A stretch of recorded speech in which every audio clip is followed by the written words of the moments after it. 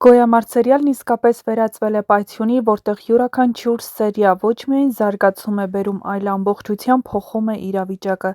Դավիթի վրա կրակոցը դարձավ այն սահմանը, որից հետո սերիալը մտնում է նոր, ավելի մութ ու լարված փուլ։ Դավիթն հիմա հիվանդանոցում է, նրա վիճակը ծայրահեղ ծանր է և այս գիծը դարձել է սյուժեի կենտրոնը։ Բայց եթե նայենք պատմության կառուցվածքին, շատ ավելի հավանական է, որ նա չի մահանա։ Նրա կերպարը չափազանց կարևոր է սերիալի համար ոչ միայն որպես ընտանիքի հենարաներից մեկը, այլ նաև որպես այն մարդը, ով դեռ ունի անցնելու իր ճանապարհը։ Բացի այդ, նրա մահը կլինի չափազանց ծանր հարված Դավիթ պապի համար։ Պապն արդեն կորցրել է մի որդուն, և նույն ցավը կրկնելը կարող է սերիալը տանել չափազանց մութ ուղղությամբ։ Դիանա Գրիգորյանի սցենարներում սովորաբար ամենածանր պահերի մեջ կա հույսի գիծ, և Դավիթի փրկությունը կարող է դառնալ հենց այդ հույսը։ Սակայն եթե Դավիթը փրկվի, այս կրակոցը առանց հետևանքների չի անցնելու։ Լեոյի համար սա դառնալու է շրջադարձային պահ։ Նա այլևս չի կարող նույն մարդը մնալ, նրա ներսում կուտակված ցավը, զայրույթը և անարդարության զգացումը կարող են նրան դարձնել ավելի կոշտ, ավելի վտանգավոր նրանց համար, ովքեր վնասել են իր ընտանիքին։ Նա արդեն չի պայքարելու միայն կյանքի համար, այլ նաև արդարության։ Գրիշոյի հարցն հիմա ամենակարևորներից է։ Նա արդեն մեկ անգամ խուսափել է պատասխանատվությունից Լեոյի վրա հարձակվելուց հետո։ Բայց ինչպես շատ են նշում, անպատժելիությունը ծնում է նոր հանցանքներ, և այս կրակոցը հենց դրա ամենավառ ապացույցն է։ Հիմա կա երկու հիմնական ճանապարհ՝ կամ կրկին կփորձեն թաքցնել հանցանքը, օգտագործելով կապեր, ազդեցություն, կամ այս անգամ ճշմարտությունը դուրս կգա ջրի երես։ Եվ հենց այստեղ է, որ Մանանի դերը դառնում է վճռորոշ։ Մանանն այն կերպարն է, ով կանգնած է երկու աշխարհների միջև։ Մի կողմում իր ընտանիքն է՝ Լեոն, Դավիթը, պապը, մյուսում Գրիշոն, որի հանդեպ նա ունեցել է զգացմունքներ։ Բայց այս կրակոցից հետո հավանաբար ամեն ինչ փոխվում է։ Շատ հավանական է, որ հենց Մանանը կլինի այն մարդը, ով վերջապես կկոտրի լռությունը։ Նա կարող է առաջին անգամ իր մեջ ուժ գտնել և կանգնել ճշմարտության կողմը, եթե դա նշանակում է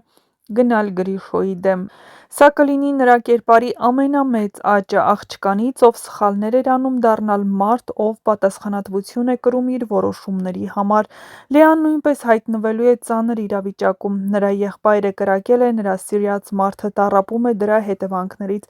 Նա չի կարող չտեսնել ճշմարտությունը, և շատ հավանական է, որ նա նույնպես կսկսի հեռանալ Գրիշոյից, հասկանալով, որ նրա քայլերը դառնում են ավելի վտանգավոր։ Հունանի արձագանքը ևս շատ կարևոր է լինելու։ Նա, ով միշտ փորձում է վերահսկել ամեն ինչ, հիմա կանգնած է փաստի առաջ, որ իր որդին անցել է այն սահմանը, որը ինքը տարիներ առաջ անցել էր։ Սա կարող է նրան բերել կամ կոտրման, կամ ավելի կոշտ քայլերի։ Գոյամարտը հիմա հասել է այն կետին, որտեղ յուրաքանչյուր կերպար պետք է ընտրություն կատարի՝ լռել, թե խոսել, թաքցնել, թե բացահայտել, ներել, թե պայքարել։ Առաջիկա սերիաները խոստանում են լինել ամենաուժեղներից։ Կփրկվի Դավիթը, կպատժվի Գրիշոն, թե կրկին կխուսափի, կկարողանա Մանանն ասել ճշմարտությունը, և արդյոք այս կրակոցը կդառնա այն պահը, երբ ամբողջ սյուժեն կմտնի բացահայտումների փուլ։ Մի բան արդեն հստակ է՝ Գոյամարտն այլևս վերադարձ չունի։ Այն անցել է այն սահմանը, որտեղ ամեն քայլ ունի ծանր գին, և յուրաքանչյուր հերոս ստիպված է վճարել իր ընտրության համար։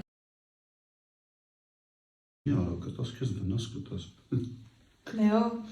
ընդհանրապես տրամադրություն չունեմ հետդ կռիվանելու, նենց որ նստի հացդ հանգիստ կեր էլի։ Շատ ճիշտ ասում։